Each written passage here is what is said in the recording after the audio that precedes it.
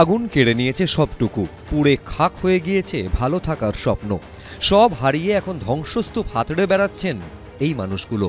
লেলিহান শিখা, তারই পরে সেই ভয়াবহ বিধ্বংসী আগুন গিলে খেয়েছে তপসিয়ার এই বস্তি এলাকা।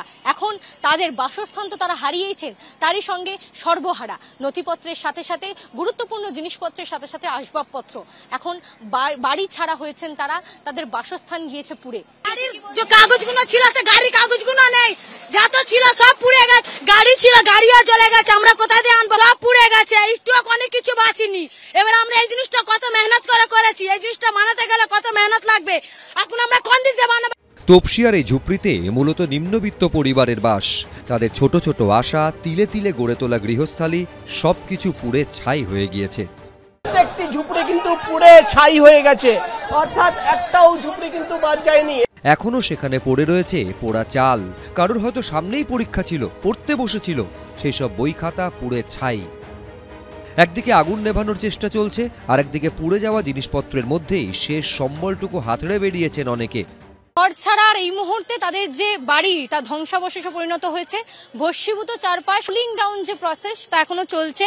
এখন অবধি দমকলের যারা কর্মী তারা কাজ করছেন, জলের যে তোড় দিয়ে তার বারংবার আগুন নেভানোর চেষ্টা করছিলেন, সেই কুলিং ডাউন প্রসেস এখনো চলছে। এবং যাদের বাড়িঘর পুড়ে গিয়েছে তারা এসে তাদের কোনো গুরুত্বপূর্ণ নথি বা কিছু অবশিষ্টাংশ যদি থেকে থাকে সেগুলো রয়েছে কিনা সেগুলো খুঁজে বের করার চেষ্টা করছেন। এবং যারা স্থানীয় তারা কিন্তু এবার এখানে প্রবেশ করেছেন।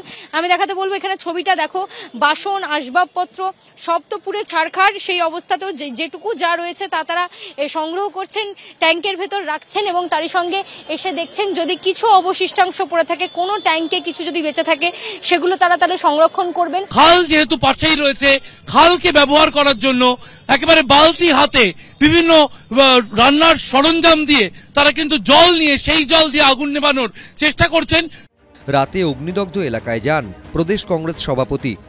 মেয়র আসেননি, মেয়র কেন আসেননি? এখানে একটা আলো লাগাবার দরকার, এখানে পানীয় জল রাখার ব্যবস্থা দরকার এবং এখানে মেডিকেল টিম পাঠাবার দরকার। সরকারের তো ডিজাস্টার ম্যানেজমেন্ট আছে, রিলিফ ডিপার্টমেন্ট আছে, তারা কেন কাপড় চোপড় ইমিডিয়েটলি পাঠানোর ব্যবস্থা করলেন না?